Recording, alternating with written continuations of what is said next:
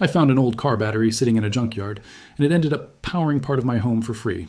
Nobody believed me when I said it, so I want to walk you through exactly what happened. This is not a magic trick, and it is not some scam device you buy off the internet. It is a simple, honest experiment about energy, waste, and what most people throw away without a second thought. Every year, millions of car batteries get tossed out the moment they seem dead. But dead for a car engine does not always mean dead for everything else. That gap between useless and still has value is where real savings often hide. And that is the heart of this channel, Boring Economic Update, where we look at ordinary things through the lens of money and value. If you like practical experiments that connect to real economic thinking, go ahead and subscribe, because we do this kind of hands-on breakdown regularly. Now, let's get into the story. It started with a simple question. Can an old discarded car battery still be useful? Or is it truly finished the moment your mechanic tells you to replace it? Car batteries are rated to lose most of their cranking power over time, especially in extreme heat or cold. Once they can no longer deliver that strong burst needed to start an engine, most people assume they are garbage. But a battery losing its ability to start a car is not the same as a battery losing all of its stored energy. That distinction matters a lot, and it is something most people never stop to think about. So I went looking for one of these retired batteries, the kind sitting in the corner of an auto shop or a junkyard, waiting to be recycled for scrap value. I found one for what amounted to a small, almost forgettable cost, since these batteries are often considered nearly worthless once they fail a cranking test. That price alone tells you something important about how our economy values things. An object can be treated as trash in one context and still hold real, usable value in another. That is not just a fun fact. It is actually a small lesson in economics. Value is not fixed. Value depends on what you're trying to do with something. Before touching anything electrical, I want to be clear that batteries like this store real energy and need to be handled carefully. I checked the casing first, looking for cracks, leaks, or swelling, since a damaged battery can be dangerous. I made sure there was no corrosion buildup around the terminals. And if there had been, I would have cleaned it very carefully with proper protection before doing anything else. Safety has to come first in any project like this, because saving a little money is never worth a real injury. Once I confirmed the battery looked physically sound, I moved on to the basic tools needed for this kind of project. Nothing fancy, nothing expensive. A simple multimeter to measure voltage, some basic wiring, and a battery charger designed for lead-acid batteries. That is really it, at the starting point. No specialized lab equipment, no rare parts, just tools many hobbyists already own or can borrow cheaply.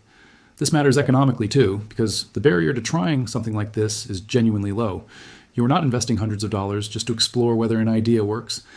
With the tools ready, the first real step was testing the battery's resting voltage. This tells you a rough sense of where the battery stands, even before trying to charge or use it.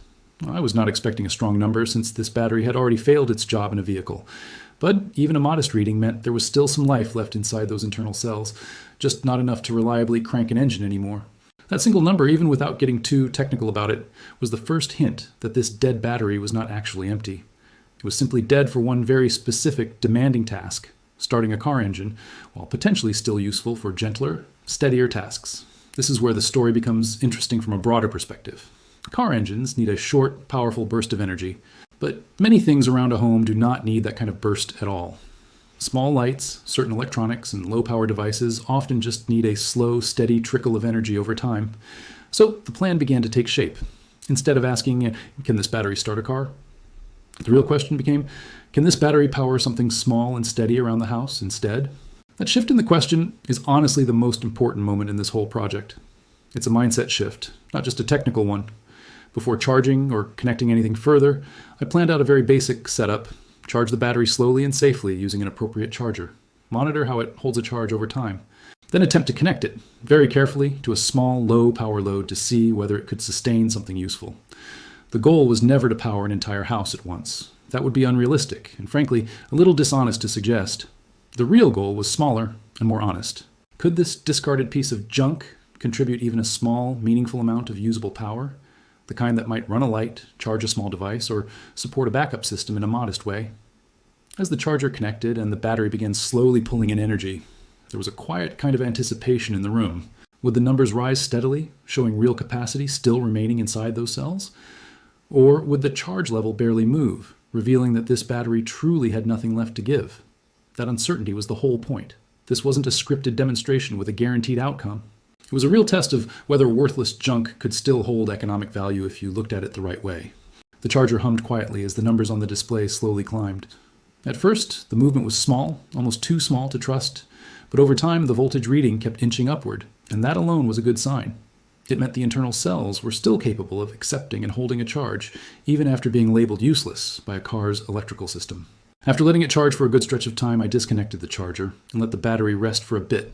Resting matters here because a battery can show a misleadingly high number right after charging, then settle to a more honest reading once it calms down. Once it settled, I checked the voltage again with the multimeter. The number was not spectacular, but it was steady, and steady is exactly what you want for this kind of gentle, low-power use. With a reasonable charge confirmed, it was time to move to the real test. I connected the battery to a small, low-power load, the kind of simple setup you might use to run a single small light or trickle charge a small device. This is where things got genuinely exciting in a quiet, understated way. The light came on. Nothing dramatic, no fireworks, just a small, steady glow powered entirely by a battery that had been sitting in a junkyard, considered dead by every standard a mechanic would use. That moment is worth sitting with for a second. A battery rejected by the automotive world was now doing real, useful work in a completely different context. I let that small load run for an extended period, checking back periodically to see how the voltage behaved under continuous use. It slowly declined as expected, since batteries do lose charge as they work. But the decline was gradual, not sudden, which told me the battery still had a reasonable amount of usable capacity left inside it, even if it was a fraction of what it once had when new. This is an important distinction for anyone thinking about trying something similar. An old battery like this is not going to behave like a brand new one. It will not hold a charge as long, and it will not deliver as much power. But reduced capacity and zero capacity are two very different things, and confusing them is where a lot of unnecessary waste happens in everyday life. As the test continued, I also paid attention to something people often overlook, which is heat. A battery that gets unusually warm during charging or use can be a warning sign of internal damage or an unsafe condition. This one stayed reasonably cool throughout the process, which was reassuring and a reminder that not every retired battery is safe to reuse. Some genuinely should go straight to recycling, and no one should skip careful checking just to chase a fun experiment. Now, let's talk about what this actually means in economic terms, because that is really the heart of this channel. The battery itself cost very little, essentially scrap value. The charger, if you do not already own one, is a modest one-time purchase that can be reused for many future projects, not just this one. The wiring and small components involved are inexpensive and widely available. So the total investment here was small, especially when you compare it to buying a dedicated small backup power device or a purpose-built solar battery kit from a store. Those ready-made solutions absolutely have their place, and for many people, they are worth the extra cost because they come with safety certifications, warranties, and predictable performance. This project does not replace that. What it does show is a different kind of value, the value of stretching the life of something that would otherwise be discarded entirely. Think about it this way. If a battery is heading to a recycling bin regardless, using it for a few more months or a year to power something small is not really costing you anything extra in terms of the battery itself. Your main investment becomes your time, your caution, and the small tools needed to test and connect it safely. That is a very different equation than buying something new outright. It is not about replacing your home's power system. It is about squeezing a little extra honest value out of something that most people assume has none left. There is also a time cost worth being upfront about. Testing, charging, and monitoring a used battery safely takes real time and attention. For some people, that time is genuinely enjoyable, almost like a hobby with a small financial reward attached. For others, at that same time, might be better spent working extra hours or doing something else entirely, and buying a new solution outright might make more economic sense for them. There's no single right answer here, and being honest about that trade-off is more useful than pretending this is some universal life hack. By the end of this stage of the test, the results were clear, even if they were modest. An old car battery, rejected by its original job, was successfully powering a small load for a meaningful stretch of time. It was not running an entire house. It was not replacing the power company, but it was doing something real, something measurable in its own small way, and it was doing it for close to nothing in terms of direct cost.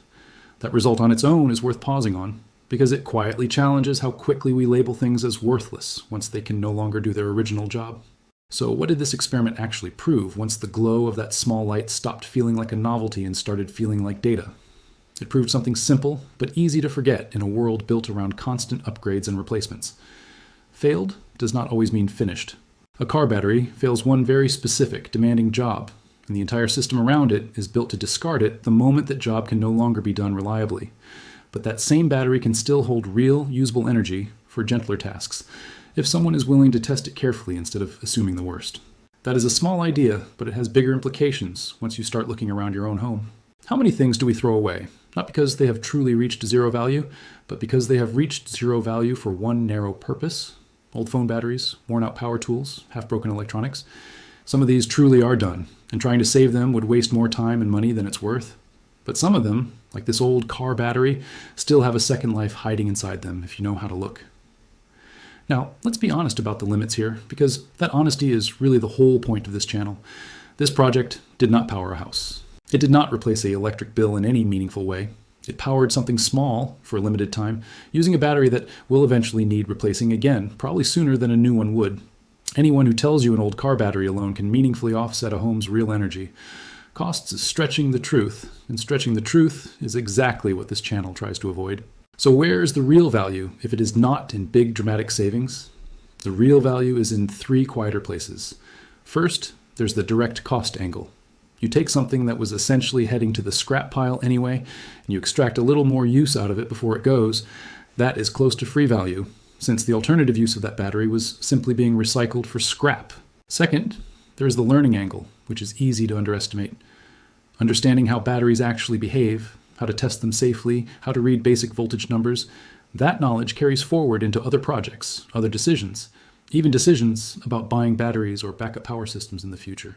Knowledge like that has its own quiet economic value, because it helps you make smarter choices later, not just in this one experiment. Third, there's the mindset angle, and this one might matter the most in the long run. Once you start asking, is this really useless, or just useless for its original purpose? You start seeing potential value in places you used to walk right past. That mindset alone can save real money over a lifetime, even if any single project only saves a small amount. Now, when does a project like this actually make sense for someone at home? From a pure money and reliability standpoint, it makes sense when you already enjoy hands-on tinkering, so the time spent feels worthwhile on its own, not just for the output. It makes sense when your expectations are realistic, powering something small and low stakes, not something critical like medical equipment or a security system. It makes sense when safety can genuinely be respected, meaning you're willing to slow down, check for damage, and not cut corners just to save a few extra dollars. And it makes sense when the alternative truly was the item being thrown away anyway, so you are adding value rather than gambling with something that still had a stable, important job to do. On the other hand, this kind of project does not make sense if reliability really matters for your situation. If you need consistent, guaranteed backup power for medical devices, for critical work equipment, or simply for peace of mind during outages, a properly rated, certified solution is worth the extra cost. That is not being discouraging, that is just respecting the difference between a fun, educational experiment and a dependable, everyday system. Money decisions are rarely about finding one universal right answer. They are about matching the right tool to the right situation and being honest when a clever trick is not actually a full solution. This project was never meant to convince you to rip your car battery out and rewire your house. It was meant to show a small, honest slice of a bigger economic idea. Value hides in unexpected places, waste is often more about labeling than reality, and a little curiosity paired with caution can turn a piece of scrap into something quietly useful. That old battery is still sitting there, still holding a little charge, still doing a small job nobody expected it to do anymore. And somewhere in your own home right now, there is probably something just like it. Something written off too quickly, something still holding a little value nobody bothered to check. If this kind of practical, honest look at money and everyday objects is something you enjoy, let me know exactly what you think down in the comments, because your experiences with old batteries, old tools, or old junk that turned out to still work are exactly the kind of stories this channel wants to hear. And if this video made you rethink even one thing sitting in your garage right now, share it with someone who still thinks dead always means gone for good. Because sometimes the most valuable things are the ones everyone else already gave up on.